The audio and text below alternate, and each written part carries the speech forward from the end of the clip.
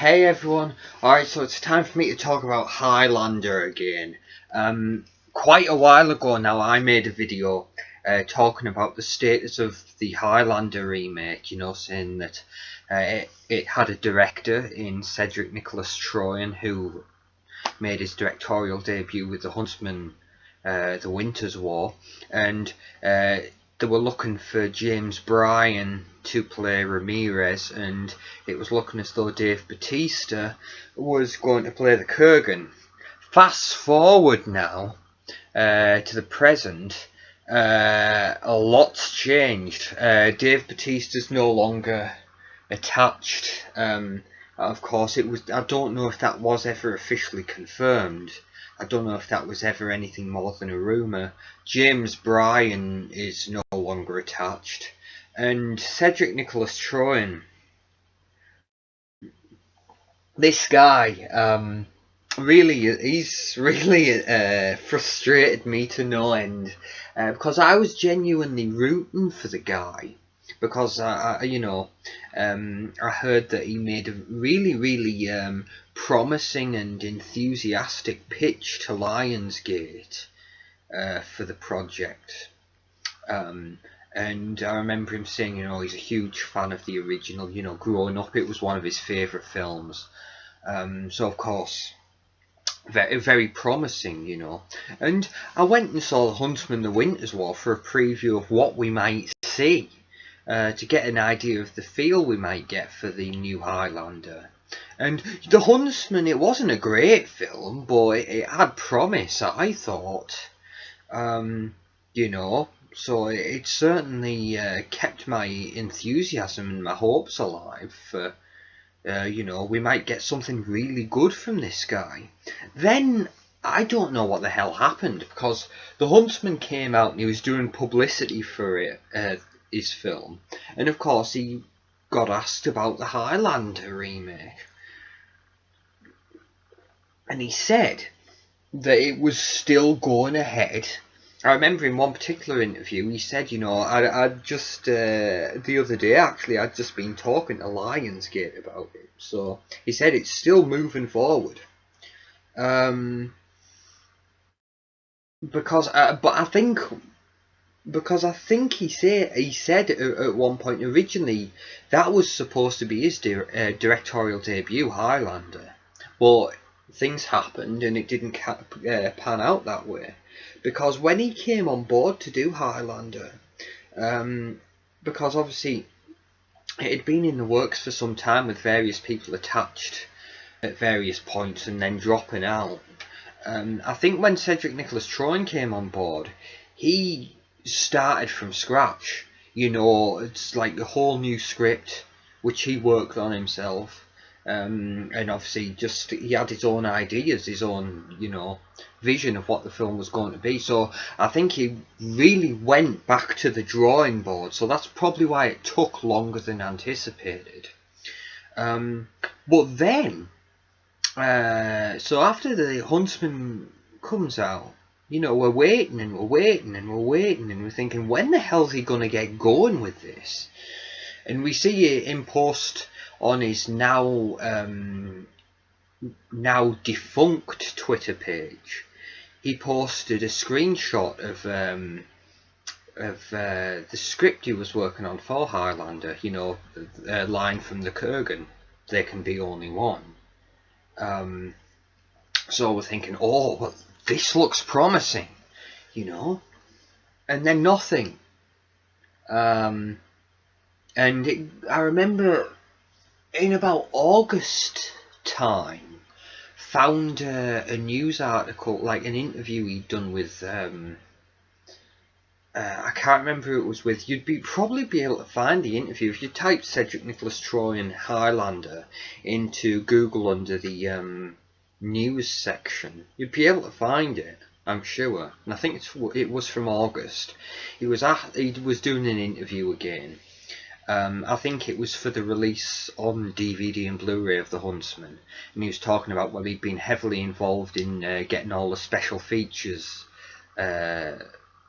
sorted for the Blu-ray and DVD release. So he was talking about that, and then again got asked about Highlander, and he said something really strange. He said something really, really weird. He said, for me, it's all a question of timing. He said, you know, and then that's when he said, well, originally Highlander was supposed to be my directorial debut, but ended up doing The Huntsman. And then he said, so my directorial debut was a sequel. And then he's saying it's all a question of timing for me, really, because that was my directorial debut. Now, do I want my second film to be a remake? Hold on. Hang on there. That sounds like ego to me. Cedric Nicolas-Troyan, who, I mean, fair enough, he's been in the business a long time, working as visual effects, working on the visual effects teams for various films, working as second unit director, and now, of course, he's made his directorial debut. But come on, man, you can't afford to pick and choose like that at this stage. And moreover, you put yourself forward. You went and made a pitch to Lionsgate to do this film. You better follow through with it. But no, apparently Cedric Nicolas-Troyan has just wandered off somewhere. He must have lost interest. You know, I don't know what the hell this is. I mean, I hope it's not ego. I'd like to think it wasn't ego, but I don't know what the hell his problem is. He said, you know, I've got a load of other projects that I'd like to work on, and I think that's what he's done. He's started something else in favour of doing that, you know, favoured that over doing Highlander. Let's see how that works out. But I don't understand this, and this has really annoyed me, because I was rooting for this guy. But yeah, he's just wandered off. He's vanished into thin air. Yeah, and after all that work he must have put in, you know, because he spent a lot of time, you know, prepping this new story. You know, he said, yeah, it'll follow the original very closely, but there's going to be some surprises in there. We'll probably never find out what the hell they were, but hey, never mind, because he has better things to be doing, I guess. But yeah, so that really annoyed me. But it's alright though, because we don't need him. Because the film has a new director, Chad Stahelski, or Chad Stahelski, who was co-director on John Wick, and who has recently completed John Wick 2. You know, this was his sole directorial effort. Yeah, and of course he's done a lot of stuff, you know, stunt work over the years. Of course, he came in and doubled for Brandon Lee in The Crow after his untimely death, you know. Was involved in the second unit work for Captain America Civil War. This guy, you know, yeah, like I say, worked with Keanu Reeves time and again. I think he's worked with like the likes of Jason Statham, you know. So this guy's legit. And of course, if you've seen John Wick, you know yourself, the action sequences are fantastic. You know, the film itself, great movie, but yeah, these action sequences, my god, these are fantastic. And the action sequences in Civil War, like the whole airport sequence, I think Chad Stahelski, he was heavily involved with that. So this is fantastic. Him coming on to direct Highlander, and of course he's spoke briefly about this. I heard the news from Collider, and basically it said, you know, yeah, big fan of the original, you know, growing up as a kid, loved the movie, and yeah, he said he's really excited about the opportunities it's going to offer, you know, to explore all these different themes, you know, love, immortality, obviously hate, Connor and the Kurgan, you know, it's no love lost there. But yeah, he sounds very excited about it, and he said, you know, fantastic opportunity to create some really great and memorable characters, and of course some spectacular action set pieces. My God, right, this guy, because of course that's how he started out, you know, stunt teams. This guy is, oh, he's legit. So let me tell you now, the sword fight sequences we're gonna get in this movie are gonna be off the chain. Yeah, you better prepare yourself. And you know what? If John Wick's anything to go by, this Highlander movie suddenly got a lot more brutal because, of course, you know, if you were to go with what Cedric Nicolas-Troyan did in The Huntsman, you know, you'd thinking, okay, yeah, that's probably going to be a PG-13 movie. I mean, Highlander could work as a PG-13, it could, because if you go back to the original, you know, I mean, I've heard people say, how would they do the decapitations? But you look at the original, the decapitations are not really that graphic. There's only the one at the beginning, after the fight in the parking lot where Connor kills Facile. That's probably the most graphic decapitation in the film. Like, you look at when Ramirez is killed by the Kurgan, they do that as a wide-angle shot. When the Kurgan kills Castigear, it's so quick, you know. And even the way Connor kills the Kurgan at the end, when he decapitates, the way they do it, it's not graphic at all.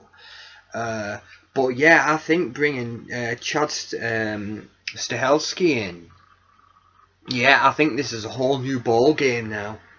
I mean, yeah. So, and I tell you what, hey, we might be getting some hand-to-hand stuff.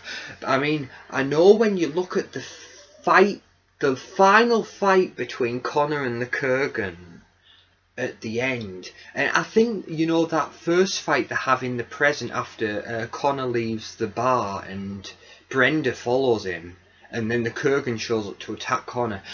There's some hand-to-hand stuff in those fights, but I think they could get a hell of a lot more with Chad Stahelski involved.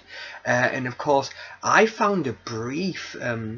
Both guys who, Chad Stahelski and his friend who, I'm sorry, I can't remember his name, who co-directed John Wick, you know, and he's the guy who's going to direct Deadpool 2.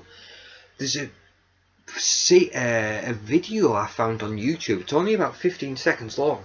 It's from a good few years ago now.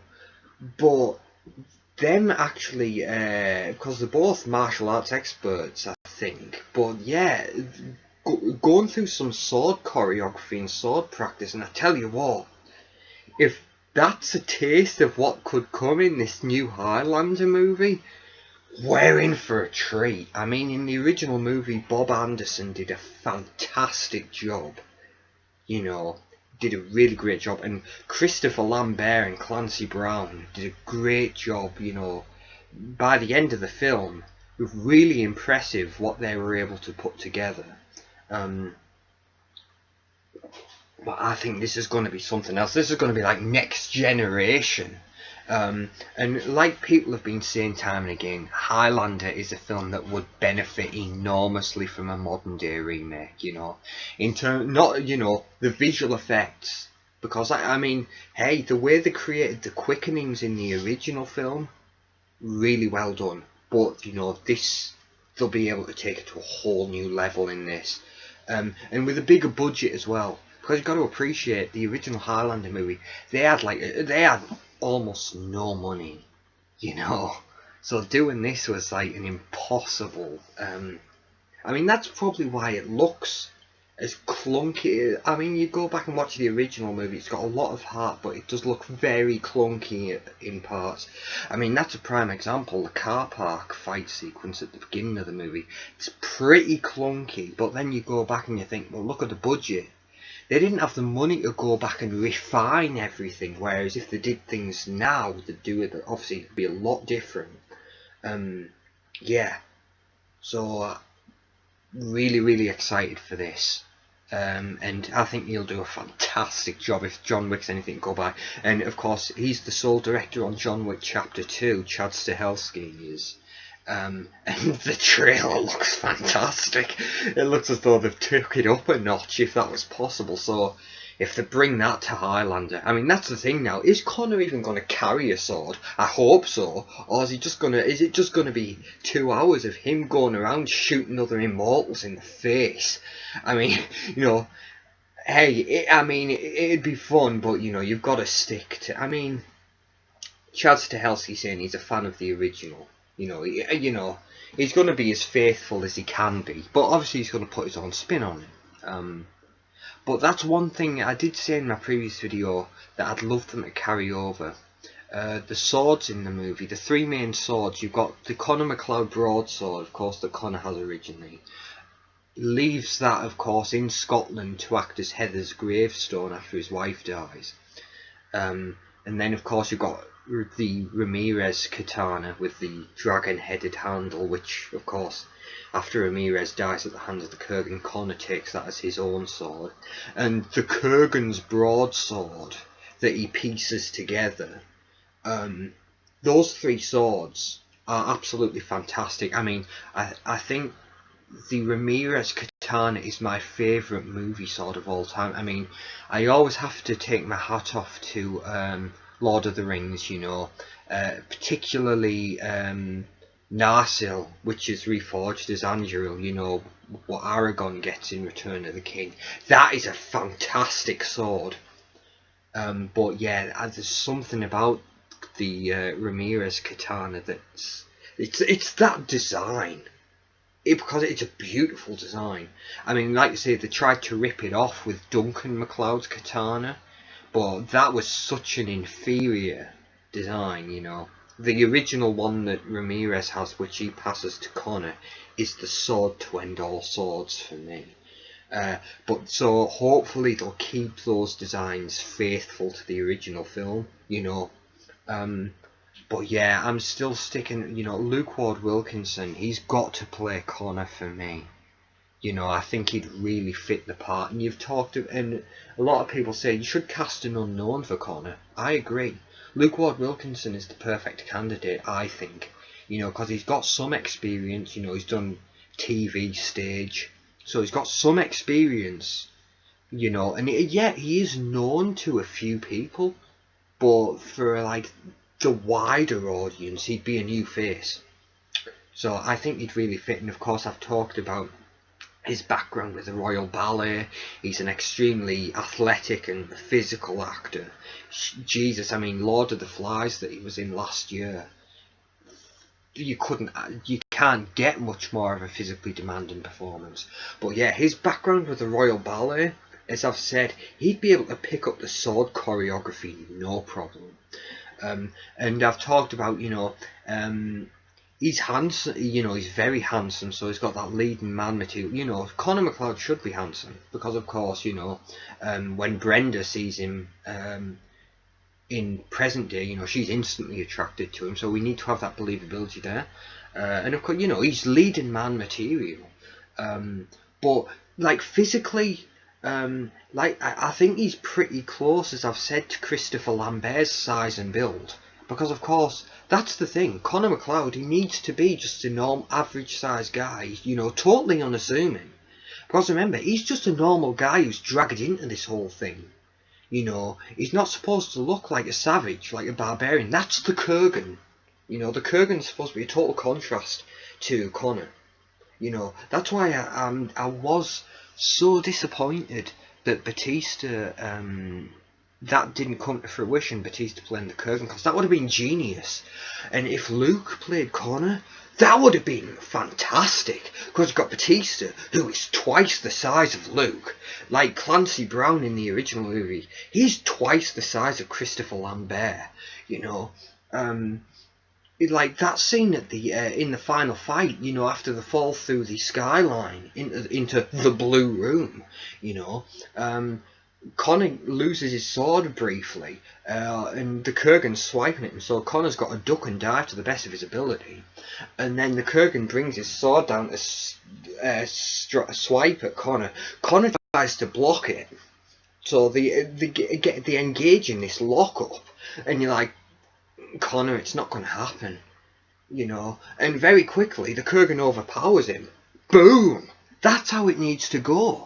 I mean, people have suggested Tom Hardy to play Connor. Tom Hardy is a fantastic actor. I was really impressed with what he did with Max when he, you know, he made it his own. He didn't try to just copy Mel Gibson.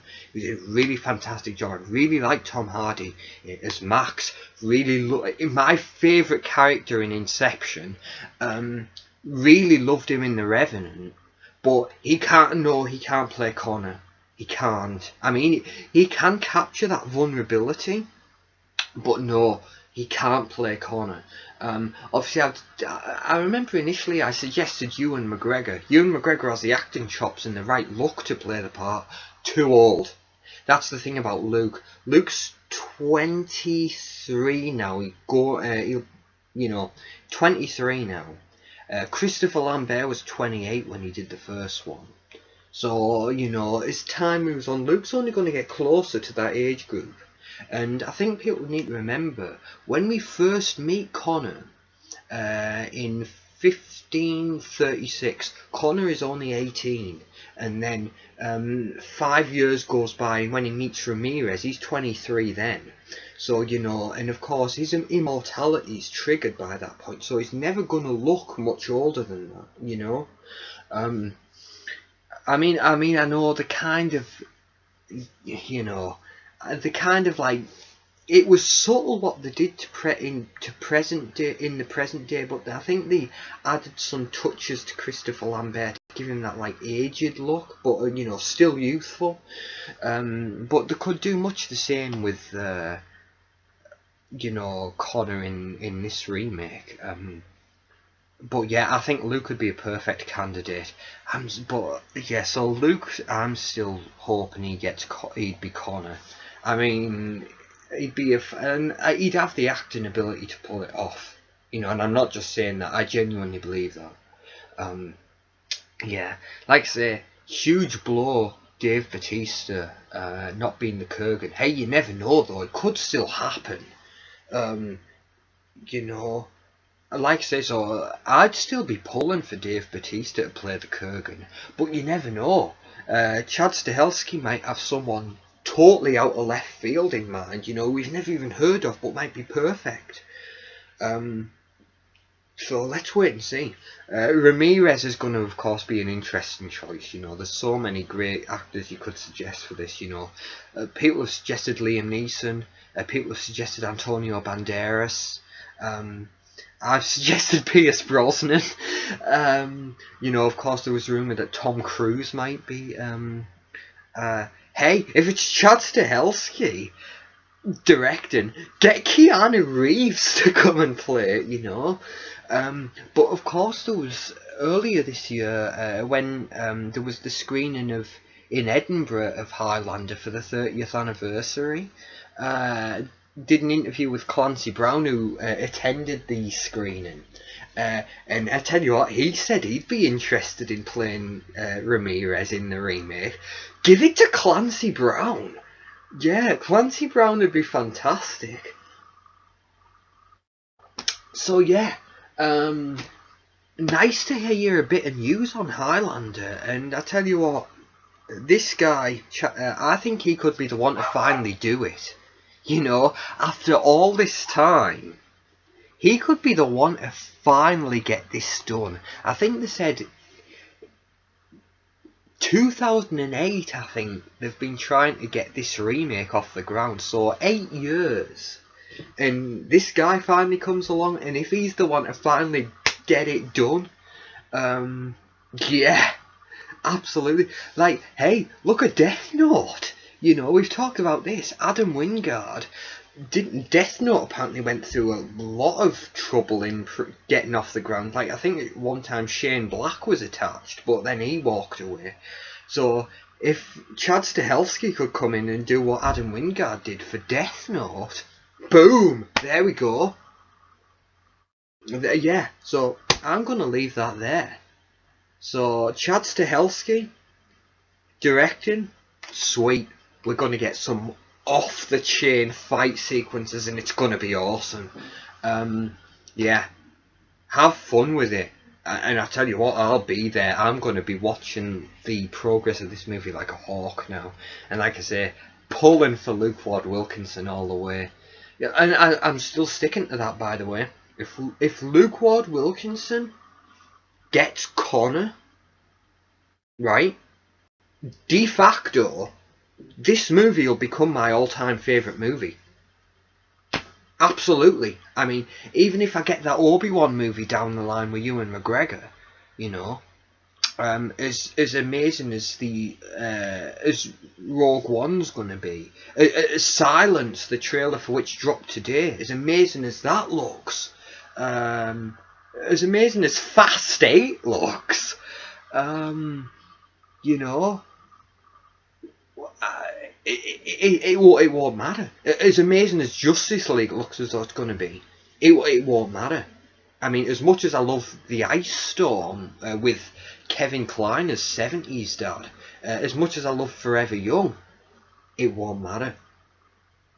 Because I'll have my Highlander movie with Luke Ward-Wilkinson, and that'll be it. That'll be it. I mean, you know, I mean, I love Christopher Lambert as Connor. Like I say, Highlander, the original, is a classic movie. Highlander 3, The Final Dimension, is my favourite Highlander movie. But, again, Highlander remake with Luke Ward-Wilkinson comes out. Boom! Blows everything else out the water. And that's it. Yeah, so I'll leave that there. Alright? So I'm really excited about this, and hopefully we'll start to hear some news now. So Chad Stahelski's on board, and he's started to look for a group of writers to assemble, you know, to get together to collaborate on this. So hopefully we'll start hearing things very quickly. I mean, you never know. All being well, they could have the whole film in the can by the end of next year, you know, looking for a 2018 release date. Fine by me.